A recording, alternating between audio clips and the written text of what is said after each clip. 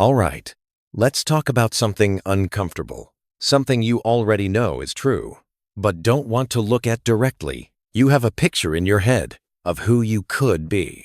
More disciplined, more confident, more calm, healthier, focused, someone who keeps promises to themselves. And yet, every day, you wake up as you. Same habits, same delays, same excuses dressed up as "I'll start tomorrow." And the gap between who you are and who you want to be doesn't feel inspiring anymore. It feels heavy, embarrassing, sometimes even shameful. So why don't you act like the person you want to become? It's not because you're lazy. That's the lie you've been told. It's not because you lack motivation. Motivation is cheap. It comes and goes like weather. The real reason is deeper, quieter, and harder to admit. Let me tell you a story. I once worked with a guy, let's call him Mark. Early 30 seconds. Smart. Good job. On paper, doing fine. But every time we talked about change, he'd get this look, like someone staring at a locked door they were afraid to open. He wanted to lose weight, said it every week, but ordered the same food, skipped the gym, stayed up late. I asked him one question that changed everything.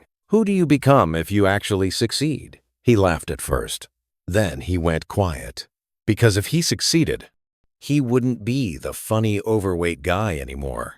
He wouldn't get sympathy. He wouldn't get a free pass. If he succeeded, people would expect more from him. And worse, he would expect more from himself. That's where most people get stuck. You don't fail to change because you don't know how. You fail because success would cost you an identity you've been using for protection. Think about it. Right now, who are you? The procrastinator? The nice guy? The underdog? The misunderstood one? The "I have potential but" person? That identity gives you something. It gives you excuses. It gives you explanations. It gives you cover. As long as you haven't become who you want to be, you can always say, "I could have. I would have." If things were different, potential is safe. Actualization is dangerous. Because once you act like the person you want to become, you lose the comfort of someday. You're judged on results now, by others, and by yourself. Here's the truth nobody says out loud. You are not afraid of failing. You're afraid of succeeding and finding out it didn't fix you, that the emptiness is still there, that the anxiety didn't magically disappear, that the applause was quieter than expected. So you hover, you delay, you half-try. Not enough to win, but not enough to admit defeat. It feels safer to live in the almost. Let me make this personal. Have you ever noticed how disciplined you are? When something really matters, when a deadline is real, when someone you love is at risk, when embarrassment is guaranteed, suddenly you're capable, focused, efficient. So it's not ability, it's permission. You don't fully act like the person you want to become because on some level, you don't believe you're allowed to. Maybe you grew up being told, "Don't get too big for your boots." Maybe every time you tried, someone mocked you. Who do you think you are? Why are you trying so hard? You've changed. So you learned something early. Standing out has consequences. Staying small keeps you safe. And now, as an adult, you call it comfort, or balance, or realism. But it's fear wearing grown-up clothes. Here's another uncomfortable layer. Becoming who you want to become means letting go of people who only know the old you. Some friends won't clap. They'll distance themselves. Some family members won't understand. They liked you better when you needed them. Some relationships are built on your limitations. Change threatens the contract. So your mind does something clever, cruel, but clever. It tells you stories. You're tired. You'll start when things calm down. Now isn't the right time. You need to learn more first. These aren't thoughts. They're negotiations. Your current self, bargaining with your future self to stay in control. Because acting like the person you want to become is not just about new habits. It's about grief. Grieving the old version of you. Grieving lost time. Grieving the fact that no one is coming to save you. That's a lot to carry.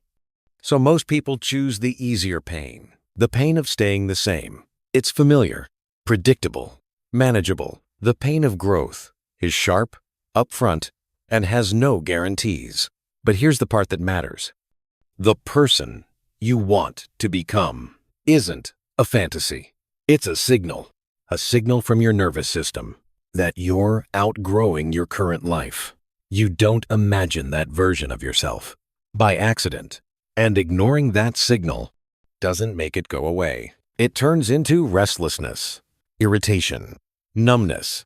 You start scrolling more, eating more, drinking more, distracting more, not because you're weak, but because you're resisting your own expansion. So how do you actually start acting like that person? Not with a vision board, not with a perfect plan. You start smaller than your ego wants. You act like that person for 5 minutes.